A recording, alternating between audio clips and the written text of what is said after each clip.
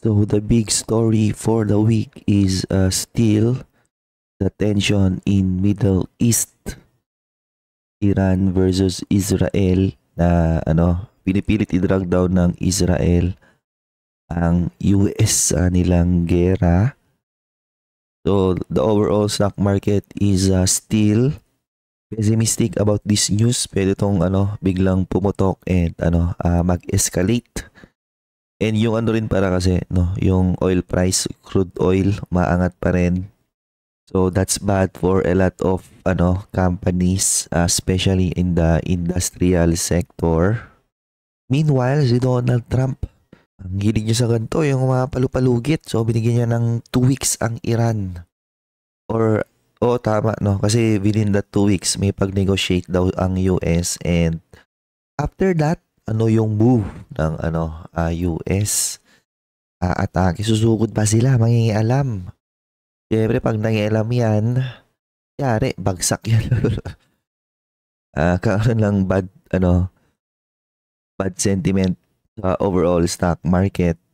Meanwhile, US, flat pa rin yung kanilang interest rate, hindi nag-cut yung kanilang Fed. Because of that, medyo hindi rin siya nagustuhan ng kanilang US market. Meanwhile, sa Pilipinas naman, nag-cut ulit ng interest rate. However, sabi ng World Bank, ang growth daw ng Pilipinas magiging mahina. Diba 2027, taon ng 20... Andiyan pa si current administration eh. So parang sinasabi nila for as long as nandiyan yung current administration, magiging mahina yung growth ng Pilipinas. So ako matagal ko nang sinasabi to in my channel, I think masyadong mapolitika kasi ngayon ang Pilipinas, and there's a lot of issues na dapat yun yung nakikita mo sa mga headline na tinatalakay. However, puro puro politika. Even the foreign investor sentiment daw ng Pilipinas is because of the impeachment trial of Vice President. Wala kang spare tire lang Vice President eh. And Maharlika Investment Corporation, MIC, sabi ng Congress, kailangan daw nilang i-oversight, kailangan daw nilang talakayin to. Kasi parang nakukulangan sila sa performance ng MIC. Ano bang ginagawa na talaga ng fund na to ngayon? Yung Sovereign Wealth Fund ng Pilipinas, ano na yung kanyang achievement, diba? Meanwhile, Warren Buffett, ever since nag-announce siya ng kanyang retirement as the CEO of Berkshire, pababa yung kanyang or yung stock price ng Berkshire. Nawawalan na daw siya ng tinatawag na Buffett Premium. Maya talakayin na din to. And DOJ finds solid evidence to charge Mika Tan. Ito yung umingay dati, the past few years, MFT Group, na umabot pala sa billion pesos yung investment scam. Sabi ng DOJ. And the PSE wants more OFWs to invest in stock market. So, maganda yan, I think pag nag-invest yung madaming OFW, I think lalaki yung liquidity ng Pilipinas. Ang problema, parang ayaw nila sa PSE eh. Di ba? Paano mo sila mako-convince na mag-invest dyan sa PSE? And lastly, diploma or diskarte. ETEEAP law gives undergrad second chance. So mamaya share ko yung opinion ko.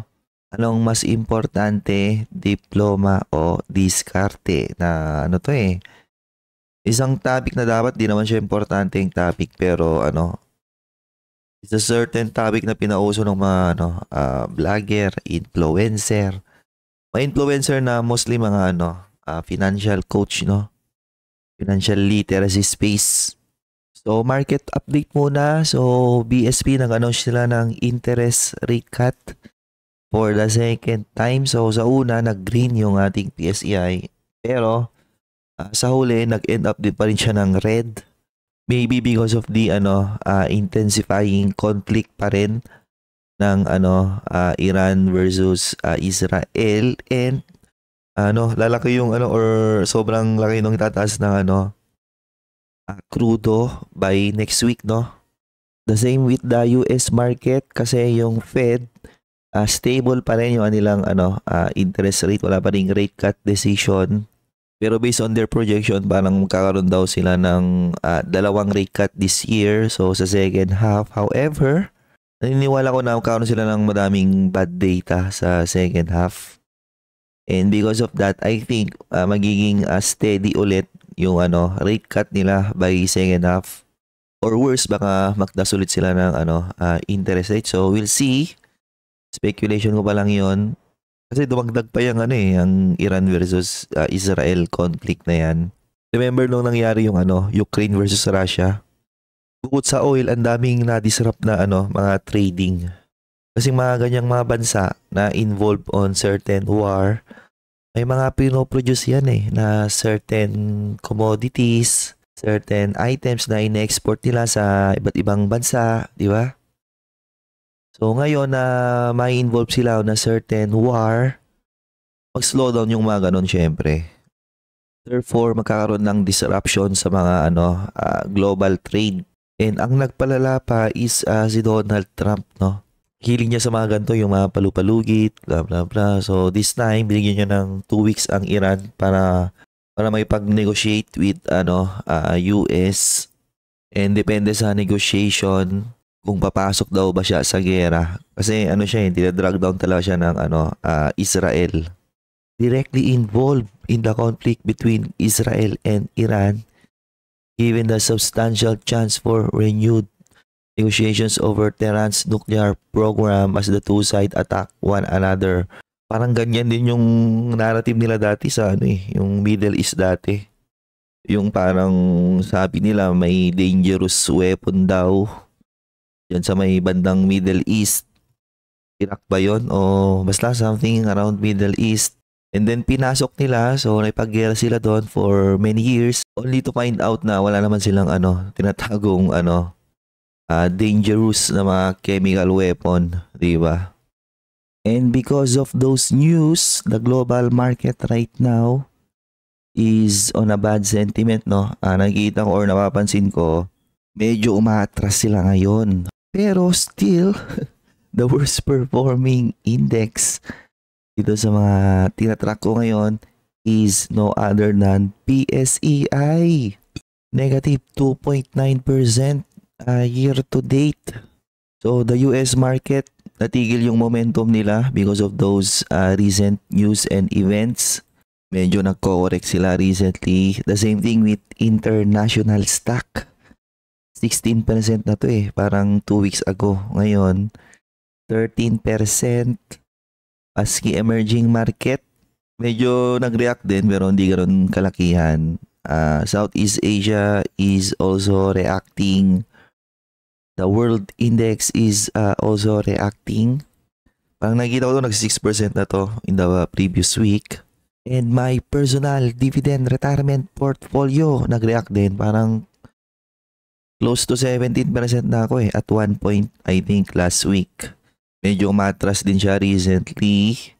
However, I'm outperforming all the major indices right now that you can see in this screen.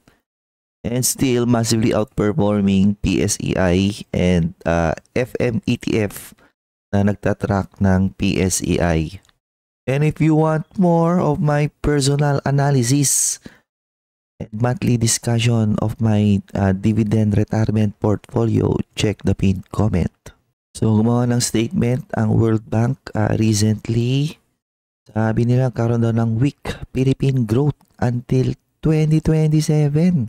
I think yung previous article, yung nabasa ko parang this year lang yung pine-predict nila Prediction nila is 5.3%, no? Lower than last year. However, on this article, until 2027 na daw na mahina ang magiging growth ng Pilipinas.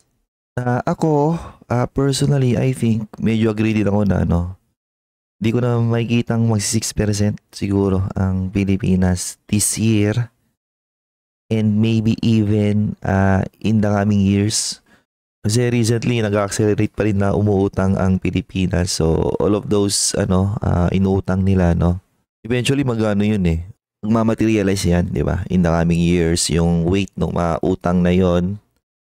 Ngayon, kung uutang ka, dapat lagay mo yan on projects that will drive economic growth in the Philippines. Ako, pag nakikita ko kasi yung budget, no?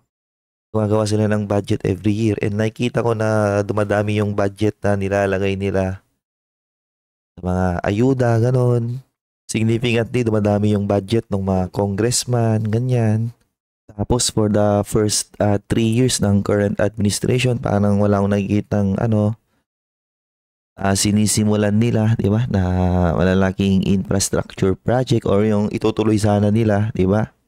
Pero recently, there are series of headlines na sabi ng ating presidente is may mga tatapusin daw siya na a big ticket infrastructure project. Siguro yung mga itutuloy niya or mga tinutuloy niya ngayon. No? We'll see. Na feeling ko dapat nung first 3 years pa lang ng term niya, dapat doon na siya nag-post or feeling ko tapos na dapat yung mga yun eh. Hindi rin ako optimistic ngayon sa economy ng Pilipinas kasi talagang sobrang sagad sa politics pagdating sa Pilipinas talaga eh. Pero mo, no? Mga investor daw, di raw sila mag-i-invest or may bad sentiment daw tayo sa foreign investor because of the impeachment trial. Anong connect nun? So here's some headline, no? Swift impeachment trial to reassure investors, says House spokesman. While yes, naniniwala ko that political instability or instability affects investing decision ng mga foreigner, pero yung instability ngayon na yan in politics, di ba? Sa current politics natin sa Pilipinas, sino ba nag-cause niyan? Lahat naman ng politician nabibigyan ng pondo eh. Di ba? Iba't ibang ahensya ng gobyerno ang lalaki din ng pondo. Let's say na-impeach nga siya, no? Natanggal siya sa pagiging vice president. Do you think it will affect how the economy will run? Or yung trajectory ng ating economy? Malamang wala, no? Bakit? Ang vice president, ano lang yan eh. Kumbaga sa basketball, bangko lang yan eh. Spare tire. Di man yung nagpapatakbo ng Pilipinas talaga eh. In fact, yung budget ng vice president is always significantly lower compared sa budget ng ibang sangay ng gobyerno, di ba? Maybe even lower than the budget of some congressmen out there. Ganito yung mga gusto kong talakayin ng Congress, di ba? Yung mga topics na walang bahid ng politika. Ito, so Congress should exercise its oversight powers on the country's sovereign wealth fund, examining its project, investments, and compliance with existing laws, a congressman said on Thursday. Ako agree ako dito. I think kailangan nang i-review yung MIC na yan. Kung ako lang personally, I don't think hindi maganda or di ko gusto yung ginagawa ng MIC kasi being isang wealth fund or an investment fund, ang unang questionin mo dyan is returns mo, di ba? Ano yung na-provide mong returns for the past few years na na-approve ka na? Ano yung mga ginagawa mong investment decision and ano pa yung mga gagawin mo pang investment decision para mapag-generate ka ng return para yung return na yon is magamit ng Pilipinas, yung mga kailangang projects ng Pilipinas para mas mag-grow pa siya moving forward. Sa ngayon, hindi ko siya nakikita eh. And then recently, may headline, bibili daw ng or pinag-isipan niya daw bumili ng satellite ng or sariling satellite ang Pilipinas. Ano yun? So the PSE wants more OFWs to invest in the stock market. Ang problema kasi, paano ma-convince yung mga OFW? Diba? While yes, marami silang pera, pero normally kasi yung OFW, unang investment yan, bahay, lupa, kotse. Diba? Then after that, maybe puput up ng business or bibili ng palayan somewhere. And after that, I don't think option nilang PSE. Mostly ng OFWs, ano yan eh, yung mga safe lang, no? Mga MP2, ganun. Pag-ibig MP2. Kahit meron siyang para sa akin, below average na return, mas gusto pa rin nila yun kasi nga, mas madali siyang intindihin. And dahil mas madali siyang intindihin, para sa nila yun yung mas safe na choice. So, PSE, para makakonvince nila mga OFW, normally yan eh, financial literacy program talaga yan. Paano sila magla-launch ng ng iba't ibang klase ng financial education para mang-educate ng mga OFWs. Which is, yun nga yung parang sinasabi nila rito, no? So, the PSE and the Commission on Filipino Overseas have signed a Memorandum of Understanding to promote investment literacy for overseas Filipinos. And dapat talaga yung pure investing literacy. Kasi may mga investing literacy, may mga seminar na while yes, magtatala kayo about investment. Tapos papakainin nila kayo ng mga underperforming na mga mutual funds, ganon. Exchange traded fund, wala din. So Warren Buffett, yung kanyang Berkshire has been dropping in stock price recently. And based on some analysts, they expect more selling pressure in the coming months. So here's BRK. Nagda-down nga siya recently. Pero year to date niya is actually positive pa rin eh. Ayan o. Yung January niya still positive around 6%. And still outperforming the SPY and Nasdaq 100. Pero based on some analysts, no, pag-continue pa daw to kasi mawawalan na siya ng tinatawag na Warren Buffett premium. So ba't siya binibigyan ng premium? Una-una, I think, or I believe personally, I think BRK, Berkshire, has been overvalued for a long time siguro, maski nung after ng rally niya na to, no? Pero, maski overvalued siya, binibigyan siya ng premium because of Warren Buffett. Kasi they believe na laki kasi ng cash nito ngayon eh. They believe that Warren Buffett with those cash na meron siya makapick up ulit siya ng investments. Pag kunyari nag-correct yung market, that will eventually magdadrive ulit ng growth ng kanyang investment portfolio. Pero, magre-retire na siya eh. Di ba? I believe ito nga yung time na nag-retire siya eh. So, nung in-announce yung kanyang retirement, doon na nag-start bumaba yung Berkshire. Kasi may question na siguro kung mare-replicate ba nung papalit sa kanya yung performance ni Warren Buffett. Well, para sa akin ang answer is no. Mahirap lang i-replicate yung 20% or almost 20% year over year na return ni Warren Buffett. Kasi nga majority of those outperformances na ginawa niya is noong kanyang early days or early years of managing Berkshire. In fact, for the past 20 years, pag ginugel mo yan, almost similar na yung performance ng Berkshire sa S&P 500. So para sa akin, nararapat lang na mag-correct ang Berkshire into its right valuation na eventually mangyari naman talaga yon because that's how the stock market works. Ngayon, mabibigyan lang siya ng reason para medyo mas mag-correct siya ng mas mabilis, okay? And Mika Tan, the day trading prodigy. At least yan yung mga sinasabi ng mga news na mababasa ko dati. Then eventually gumawa siya ng MFT Group, no? MFT Group para siyang ano ba tawag doon? Parang vulture capital ba yon? Mga nag-invest sa mga startup, no? Kasi pag sinabi mong startup, no? Daming Pilipino naglalaway eh. High return, diba? High risk, high return, ganon. Pero mostly ng investor, yung high risk Di nila, di nila isipin yun basta nandun yung word or keyword na high return. Pero kapag gumawa ng research mo on startup, no? Majority ng startup nababankrupt. Dapat yun yung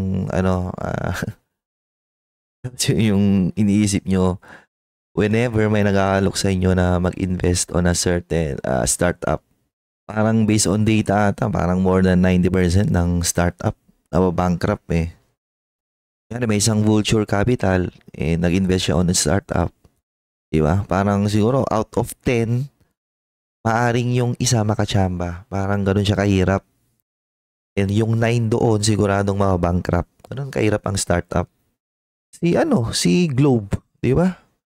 May investment portfolio ang Globe Kung saan nag-invest siya on startup. Dami na niyang startup na pinag-investan yan eh. Nag-materialize lang si GCash, di ba? Na kapag may isang nag-materialize, tiba-tiba naman sila. Tapos forward today, laki na ng valuation ng GCash. Pero mahirap talaga siya. Okay? Hindi siya ganun kadali yung maging vulture or venture capital. Nauso lang naman yung mga startup din kasi social media na naman eh. Di ba? Mga visit na mga influencer na yan, no? Self-proclaimed CEO. Di ba? Kasi may mga investment daw sila. Doon na yung mga mga motivating stories daw nila, mga inspirational stories. Tapos sa kanila babalatan ng mga motivational quotes. Magiging na sila, personal finance coach, ganon. Dami dyan sa social media ng Pilipinas, nagkalat yan mga CEO, mga bugok eh. So, ang pinaka-lesson dito is that the next time na makarinig kayo ng investing on a certain startup, dapat gumawa ka ng research mo. Times 100, ganun.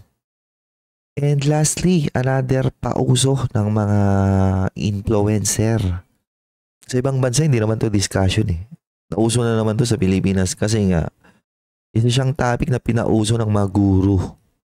Kapag kaya mong kumuha ng diploma, kailangan mo siyang kunin kung may kapasidad kang or financially may capacity kayo na mag-aral, mapagtapos, eventually makakuha ng diploma, dapat ginagawa nyo yun kasi isa yan sa magiging tools nyo or advantage in the outside world para at least mabigyan kayo ng chance or lumaki yung chance nyo na makakuha ng starting job.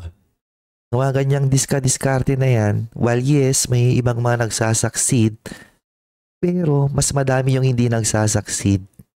Yung diskarte na yan is an illusion na ginawa ng mga fake guru. Di mo lang kailangan ng diploma eh. Ako nga successful ako eh. Diskarte lang na yung ginamit ko. Di mo na kailangan mag-enroll. Saan ka mag-enroll? Di ba? Malmal ng tuition fee sa mga school eh. Abot ng tens of thousands yung mga tuition fee na gagastusin mo yan. Sa akin, lang eh. 5,000 lang, di ba? 5,000 lang na tuition fee tapos ilang session, then after those session, magaling ka na, di ba? And ma-apply mo na yan, ganun. Ganun ang tirada ng mga visit na mga fake guru na yan eh. Mga financial coach, ganun.